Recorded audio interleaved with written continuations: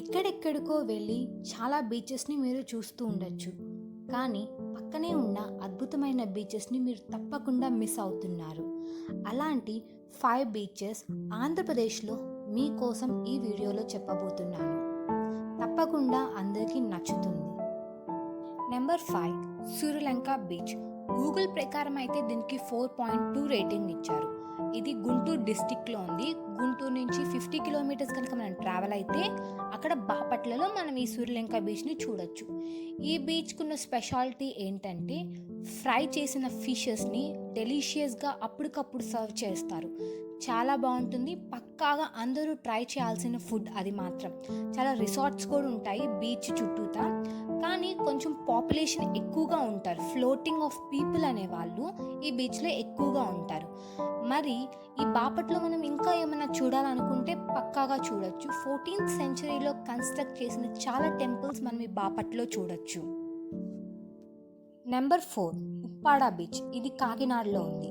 కాకినాడ నుంచి 5 కిలోమీటర్స్ కనుక మనం ట్రావెల్ అయితే ఈ బీచ్కి చేరుకోవచ్చు. ఈ బీచ్కి ఇంకొక పేరు కూడా ఉంది, ఫిషరీ స్పాట్ అని. సన్ రైజ్ అయితే సూపర్గా ఉంటుంది. చాలా ప్లెజెంట్గా ఉంటుంది view. Sunrise morning nearly 5:30 కనుక మనం వెళ్తే పక్కగా సన్ రైజ్ చాలా బాగుంటుంది. ఈ బీచ్కు చుట్టుపక్కల ప్రదేశాలు కూడా మనం చూడదగినవి కొన్ని ఉన్నాయి. వైల్డ్ లైఫ్ శాంచురీ ఒకటి, శ్రీ కుకుటేశ్వర స్వామి టెంపుల్ ఒకటి, హోప్ ఐలాండ్. ఈ ఐలాండ్ కూడా తప్పకుండా అందరూ విజిట్ చేసి చూడాలి. Number 3 Mypadu beach. ఇది నెల్లూరులో ఉంది. నెల్లూరు నుంచి 22 కిలోమీటర్స్ కనుక మనం జర్నీ చేస్తే ఈ బీచ్కి వెళ్ళొచ్చు. గూగుల్ ప్రకారం దీనికి 4 పాయింట్స్ రివ్యూస్ కూడా ఉన్నాయి. సన్ రైజ్కి అయితే అమేజింగ్ ప్లేస్ నెల్లూరులో ఇది మాత్రం. చాలా బాగుంటుంది. మార్నింగ్ వ్యూ నియర్లీ 5:30కి కానీ 5:45 కానీ మనం అక్కడికి వెళ్తే చాలా అద్భుతమైన వ్యూ ఉంటుంది. ఫొటోస్ తీసుకోవడానికి కానీ దేనికైనా. ప్లస్ ఈ బీచ్లో ఫిషింగ్ ఆపర్చునిటీస్ అని చాలా ఉన్నాయి.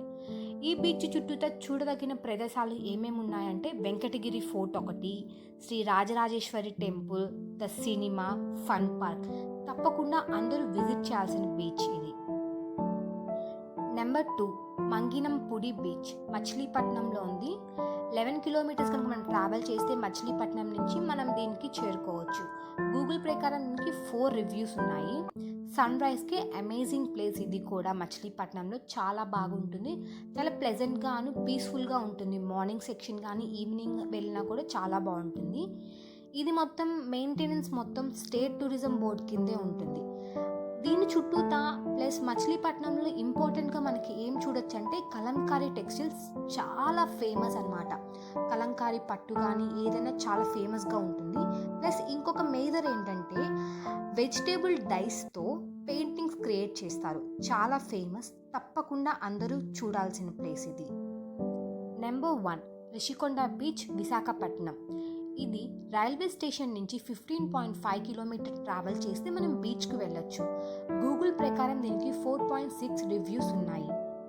ప్లస్ ఈ బీచ్ కూడా మెయింటెనెన్స్ అనేది స్టేట్ టూరిజం బోర్డ్ వాళ్ళే తీసుకున్నారు.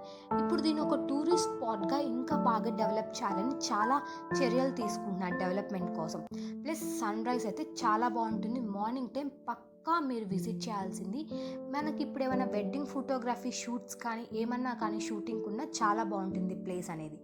ఈ విశాఖపట్నంలో మనం ఇంకా చాలా చూడొచ్చు ఈ బీచ్ చుట్టూతా.